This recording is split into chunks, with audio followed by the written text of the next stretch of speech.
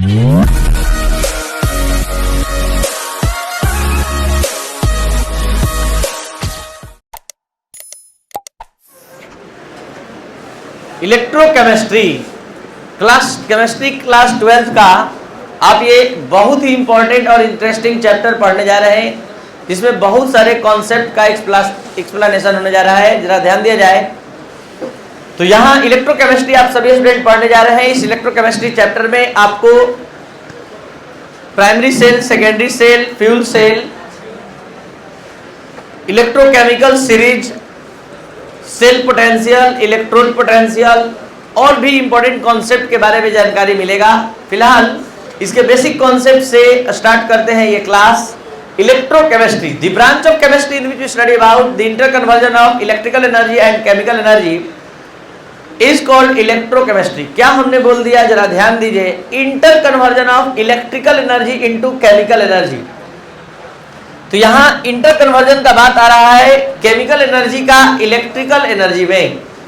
हमारे हाथ में एक बैटरी है, एक सेल है जो केमिकल एनर्जी को इलेक्ट्रिकल एनर्जी में बदलता है। कोई भी जनरली आप बैटरी इस्तेमाल करते हैं, उस बैटरी में अंदर केमिकल प्रोसेस होता है और बाहर हमें करंट प्राप्त होता है। तो कभी आप सोचे नहीं, क्योंकि उस लेवल में आप अपना पढ़ाई नहीं किए थे, लेकिन अब आपके पास इतना समझ है कि आप हमारे बात को समझ सकते हैं। कैसे? तो देखिए, केमिस्ट्री के दुनिया में इलेक्ट्रॉन का लॉस होता है, उस रिएक्शन को कहते हैं ऑक्सीडेशन, और गेन होता है तो रिडक्शन। तो इस बैटरी में, इस सेल में दो प्लेट है। एक प्लेट पर इलेक्ट्रॉन का लॉस होता है यानी ऑक्सीडेशन होता है, और एक प्लेट पर इलेक्ट्रॉन का गेन का प्रोसेस मतलब रिडक्शन। तो जरा सोचिए कि एक प्लेट पर इलेक्ट्रॉन का लॉस होगा और एक पर गेन होगा, तो एक पर प्रोडक्शन हो रहा है और एक पर कंजप्शन, मतलब इलेक्ट्रॉन जो प्रोड्यूस हुआ है उसका यूज हो रहा है। तो ऐसा होगा तो इलेक्ट्रॉन का फ्लो बन जाएगा, इलेक्ट्रॉन का फ्लो बन जाएगा। और आप लोग 8, 9, 10 से याद करते आ रहे हैं, इलेक्ट्रॉन के फ्लो को करंट कहते हैं, इलेक्ट्रिसिटी कहते हैं। तो यहाँ पर एक प्लेट से दूसरे प्लेट पर इलेक्ट्रॉन जाने से इलेक्ट्रॉन का फ्लो बना और करंट का सप्लाई स्टार्ट, और आप इसके माध्यम से करंट ले रहे हैं। तो आप क्या देख रहे हैं कि केमिकल एनर्जी को, रिडॉक्स रिएक्शन के केमिकल एनर्जी को, ऑक्सीडेशन रिडक्शन के केमिकल एनर्जी को इस सेल ने इलेक्ट्रिकल एनर्जी में कन्वर्ट कर दिया। और आप इस एनोड और कैथोड से आप अपना सारा इंस्ट्रूमेंट, सारा चीज, सारा काम कर रहे हैं। तो ये केमिकल एनर्जी को इलेक्ट्रिकल एनर्जी में बदला। अब हम आपको एक ऐसा एग्जांपल देने जा रहे हैं जो इलेक्ट्रिकल एनर्जी को केमिकल एनर्जी में बदलेगा। यानी जितना भी बैटरी, आप घड़ी का बैटरी या कोई भी बैटरी इस्तेमाल करते हैं, वो केमिकल एनर्जी को इलेक्ट्रिकल एनर्जी में कन्वर्ट करता है। जो इन्वर्टर का बैटरी है उसमें भी केमिकल एनर्जी को इलेक्ट्रिकल एनर्जी में। ये बात अलग है कि वो सेकेंडरी सेल है, दोबारा चार्ज भी हो जाता है। या ये भी बैटरी जो हम यूज देखा है वो भी चार्जेबल था, तो वो सेकेंडरी बैटरी में आता है। जो बैटरी केवल यूज करके फेंक दिया जाता है वो प्राइमरी सेल कहलाता है, यूज एंड थ्रो, जिसमें केवल केमिकल रिएक्शन यानी केमिकल रिएक्शन या रिडॉक्स रिएक्शन के एनर्जी को इलेक्ट्रिकल एनर्जी में कन्वर्ट किया जाता है। अब हम आपको बताने जा रहे हैं कि इलेक्ट्रिकल एनर्जी को केमिकल एनर्जी में कहाँ यूज किया जाता है, बदला जाता है। देख सकते हैं, इस प्रोसेस का नाम है इलेक्ट्रोप्लेटिंग, विद्युत लेपन। इलेक्ट्रोप्लेटिंग में क्या होता है कि किसी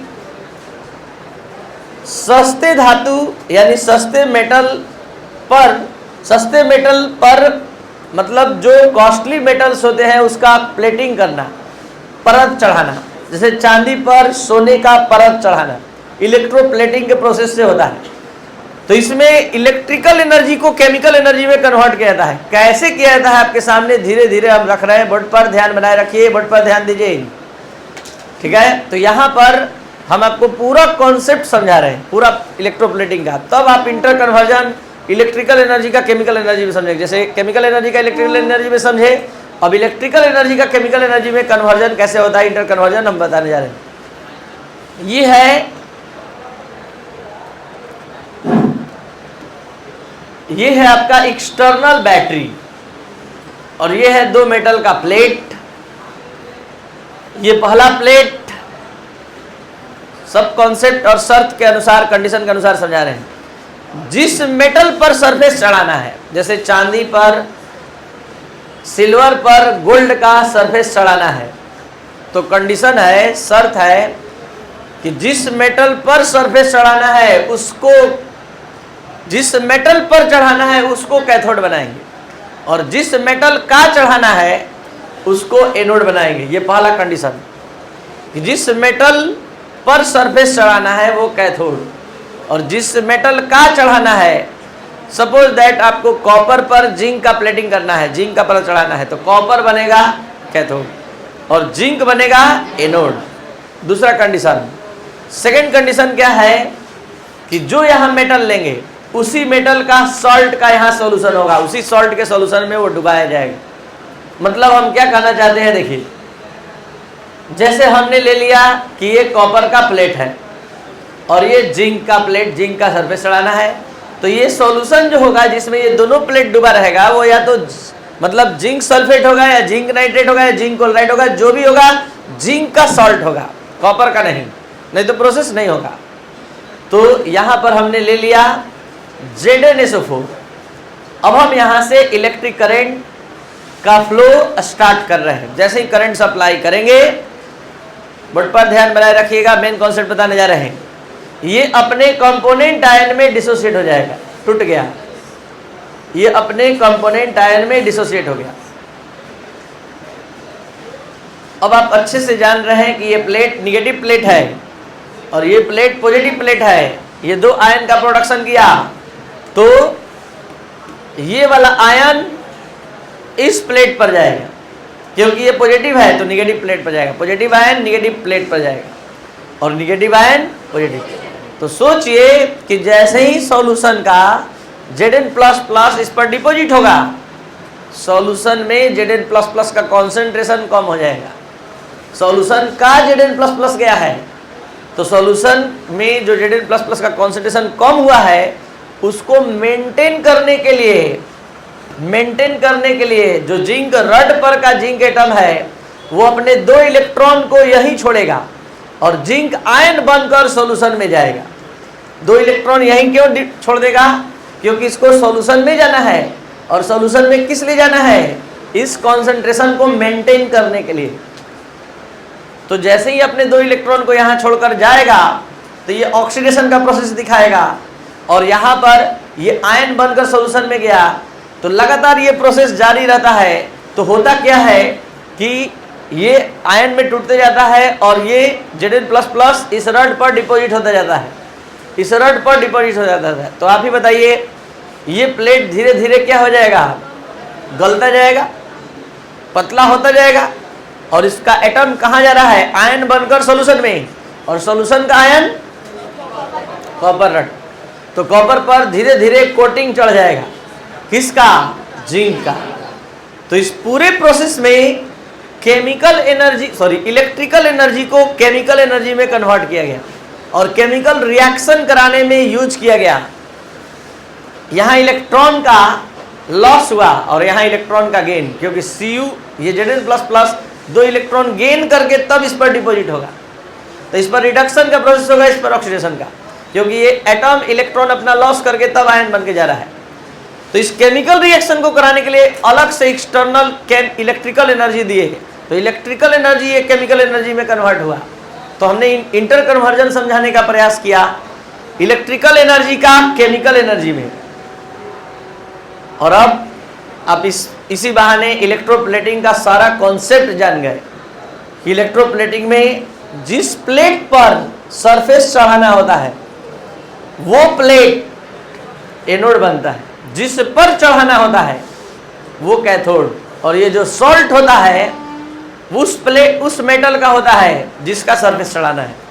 अगर चांदी पर सोने का Ag पर Au का चढ़ाना है तो ये सॉल्यूशन किसका होगा? Au का होगा। अगर जिंक कॉपर पर जिंक का सरफेस चढ़ाना है तो ये जो सॉल्यूशन होगा वो जिंक का होगा, तब ये प्रोसेस होगा। तो ये था इलेक्ट्रिकल एनर्जी का केमिकल एनर्जी में इंटर कन्वर्जन। और इससे पहले जो हमने बताया, जो बैटरी के माध्यम से हमने समझाया, आपस में बात थोड़ा सा भी मत करिए, क्लास डिस्टर्ब हो रहा है। अपना डिस्कशन क्लास से बाहर, यहाँ पहले अच्छे से समझने पर ध्यान दीजिए और हमको सही से आपका दिमाग व्यवस्थित करने के लिए समय दीजिए, तो हम अच्छे से समझा पाएंगे और समझाने में सफल होंगे। कहाँ आपका शॉर्ट सर्किट हो रहा है ये यहाँ पता चलेगा। पूरा बात ध्यान से समझ लीजिए। और अभी हम मात्र 2 लाइन समझाने के लिए इतना सारा एग्जाम्पल दिए, और वो 2 लाइन यही था, definition, the branch of chemistry in which we study about the interconversion of electrical energy into chemical energy and chemical energy into electrical energy is called electrochemistry. अब आपको पता है कि हम लोग इलेक्ट्रिक करंट के दुनिया में जा रहे हैं। हर चैप्टर के स्टार्टिंग में फर्स्ट क्लास में हम बेसिक कॉन्सेप्ट देते हैं ताकि आपको कोई प्रॉब्लम ना हो, कहीं कोई कमी है तो पूरा हो जाए। तो इलेक्ट्रिक करंट ये सब का बेसिक कहाँ शुरू होगा? कंडक्टर और इंसुलेटर से। और सभी लोग अच्छे से जानते हैं, 9th 10th से पढ़ रहे हैं, कंडक्टर उसको कहते हैं जो अपने से इलेक्ट्रिक करंट के फ्लो होने का अनुमति प्रदान करे, उसको कंडक्टर कहते हैं। और जिससे इलेक्ट्रिक करंट का फ्लो नहीं होता है उसको नॉन कंडक्टर इंसुलेटर कहलाता है। तो the substance which allow electricity to flow through them is called conductor, और the substance which do not allow electricity to flow through them is called non conductor. बहुत सारे एग्जाम्पल है conductor non conductor के। Conductor का example silver, gold, copper. Non conductor rubber, plastic, glass. अब हम लोग को मेनली समझना है टाइप्स ऑफ कंडक्टर। यहां से आपका पढ़ाई अच्छे से 12th स्टैंडर्ड का शुरू हो रहा है। कंडक्टर 2 प्रकार का होता है, एक होता है मेटालिक कंडक्टर और एक होता है इलेक्ट्रोलिटिक कंडक्टर, जिसको अच्छे से आप समझने जा रहे हैं। मेटालिक कंडक्टर क्या है, ध्यान दिया जाए। एक हम मेटल का प्लेट ही ले लिए तभी हम समझा पाएंगे, और दूसरा इलेक्ट्रोलिटिक कंडक्टर के लिए हम इलेक्ट्रोलाइटिक सॉल्यूशन ही ले लिए। और मेटालिक कंडक्टर को आप अच्छे से समझ पाए, इसके लिए हम मेटालिक सरफेस का पूरा स्ट्रक्चर आपके सामने ला दे रहे हैं। ये पूरा मेटालिक सरफेस ऐसा दिखता है, ऐसा होता है।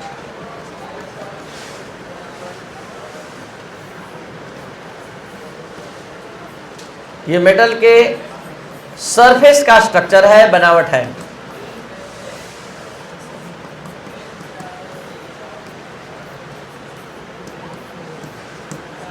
ध्यान देंगे, जैसे ही हम इलेक्ट्रिक सर्किट का प्लस माइनस इससे अटैच करेंगे तो यहां जो करंट को ढोने का काम करेगा, करंट को एक जगह से दूसरी जगह तक ले जाने का काम करेगा, वो इलेक्ट्रॉन करेगा। और ये इस तरह से करंट का फ्लो करता है। तो यहां करंट को ढोने का काम कौन किया? इलेक्ट्रॉन। यानी the conductor which conduct electricity with the help of movement of electrons is called metallic conductor. यानी वो कंडक्टर, वो चालक जो इलेक्ट्रिक का कंडक्टिविटी इलेक्ट्रॉन के गमन के द्वारा प्रदर्शित करता है, मेटालिक कंडक्टर कहलाता है। और यहाँ हमने इस कंटेनर में साफ सूखा हुआ पहले ड्राइड सॉल्ट लिया, करंट अटैच किए, प्लस माइनस देख रहे हैं कि करंट का सप्लाई नहीं हो रहा है। अब हम इसमें क्या किए? वाटर ऐड कर दिए। तो वाटर ऐड कर दिए, तुरंत ये डिसोसिएट हो गया, इन्हें प्लस और आयन का मूवमेंट शुरू। तो यहां आप क्या देखें कि ये जो कंडक्टर है इलेक्ट्रिसिटी का कंडक्टिविटी तो शो कर रहा है, लेकिन किसके माध्यम से? यहां कैरियर कौन बना? आयंस। और यहां कैरियर कौन बना? इलेक्ट्रॉन। तो जब बाय मूवमेंट ऑफ इलेक्ट्रॉन होगा तो मेटालिक कंडक्टर होगा, बाय मूवमेंट ऑफ आयन होगा, सीधा साधा बात है, चार्ज जिस पर होगा वही करंट को ढोने का काम कर सकता है, चाहे वो इलेक्ट्रॉन हो चाहे वो आयन हो। अब मेन कॉन्सेप्ट बताने जा रहे हैं। ऐसे आप जान लीजिए, मेटालिक कंडक्टर का दूसरा नाम इलेक्ट्रॉनिक कंडक्टर है, क्योंकि इलेक्ट्रॉन के माध्यम से ये कंडक्टिविटी शो करता है। और ये आयन के माध्यम से, इसलिए इसका नाम इलेक्ट्रोलाइट्स है। अब जो मेन कॉन्सेप्ट है इस टॉपिक का वो ये है कि when temperature increases the conductivity of metallic conductor decreases. Why? क्या होता है, मतलब ऐसा क्या कारण है कि अगर टेम्परेचर बढ़ाते हैं हम तो मेटालिक कंडक्टर की कंडक्टिविटी घट जाती है। ऐसा क्यों? तो जैसे ही हम इसको हीट करते हैं,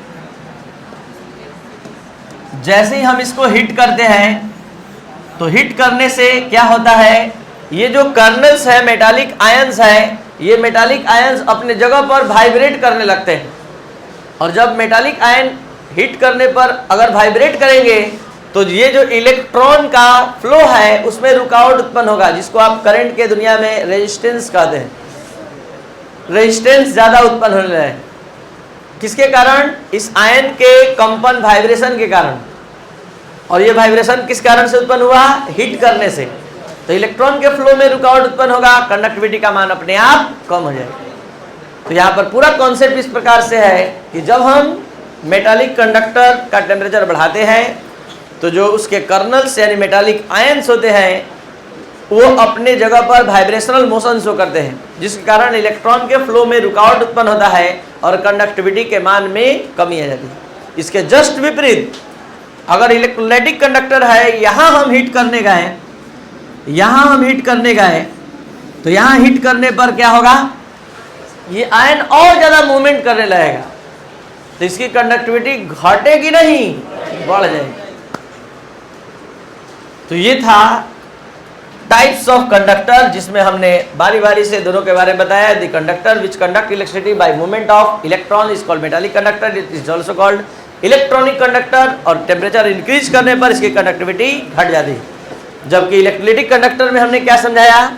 इलेक्ट्रोलाइटिक कंडक्टर में ये समझाया कि ये आयन के मूवमेंट के द्वारा कंडक्टिविटी शो करता है और इसको इलेक्ट्रोलाइट कहते हैं। और when temperature increases the conductivity of electrolytic conductor increases. Next topic है इलेक्ट्रोलाइट्स एंड इलेक्ट्रोलाइसिस। बस तुरंत आपको समझ में आ जाएगा क्योंकि आप इलेक्ट्रोलाइट का प्रोसेस देख कर आए हैं अभी जस्ट। ये कंटेनर है, इस कंटेनर में हमने NaCl लिया और वाटर ऐड किया। जैसे ही वाटर ऐड करेंगे और करंट का सप्लाई करेंगे तो आपको पता होना चाहिए ये डिसोसिएट हो जाएगा किसमें? Na+। कुछ ऐसे सब्सटेंस हैं जिसको अगर वाटर में ऐड करें और इलेक्ट्रिक करंट सप्लाई करें तो अपने कंपोनेंट आयन में डिसोसिएट कर जाते हैं। तो इस सब्सटेंस को इलेक्ट्रोलाइट कहते हैं और इस प्रोसेस को इलेक्ट्रोलाइसिस। तो when an electric current is passed through in any aqueous solution of the substance, then they dissociated into its component ion, their component ion, then this substance is called electrolyte and this process is called electrolysis. Next example, ZnSO4। Electric current supply किए, ये टूट गया, Zn++SO4। तो ये हमारे लिए क्या हो गया? इलेक्ट्रोलाइट। और इस प्रोसेस को क्या कहेंगे? दो तरह का इलेक्ट्रोलाइट होता है, एक स्ट्रॉन्ग और एक वैसा इलेक्ट्रोलाइट जो अपने कंपोनेंट आयन में 100% कंप्लीटली डिसोसिएट होता है। The electrolyte which are completely dissociated into their component ions are called strong electrolyte. इसका क्या सेंस है कि अगर हम 10 मोल पर लीटर इसका कॉन्सेंट्रेशन लिए हैं तो आफ्टर डिसोसिएशन ये अपने आप को जीरो कर लेगा। 10 मोल अपने कंपोनेंट आयन में पूरा टूट जाएगा। तो ये स्ट्रॉन्ग इलेक्ट्रोलाइट है। Weak electrolyte, the electrolyte which are partially dissociated into their component ion. Partially, अगर 10 मोल इसका लिए है, उम्मीद भी मत करिएगा कि 10 मोल पूरा टूट जाएगा, कुछ ना कुछ कंटेनर में शेष रह जाएगा। ये 7 मोल टूटने के बाद 3 मोल इसका ज्यों का त्यों रहेगा सॉल्यूशन में ही, और 7 मोल इसका डिसोसिएट होगा, सपोज दैट। तो ये कहलाएगा पार्शियली डिसोसिएटेड इलेक्ट्रोलाइट, मतलब वीक इलेक्ट्रोलाइट। तो the electrolyte which are partially dissociated into their component ion are called weak electrolyte. ये स्ट्रॉन्ग वीक पहचानने का कोई मतलब कि फॉर्मूला नहीं बना है। जिस तरह हर इंसान का नेचर अलग अलग होता है, सब्सटेंस का नेचर अलग अलग है, तो इस तरह से क्लासिफाइड किया गया है स्ट्रॉन्ग इलेक्ट्रोलाइट और वीक इलेक्ट्रोलाइट। तो स्ट्रॉन्ग इलेक्ट्रोलाइट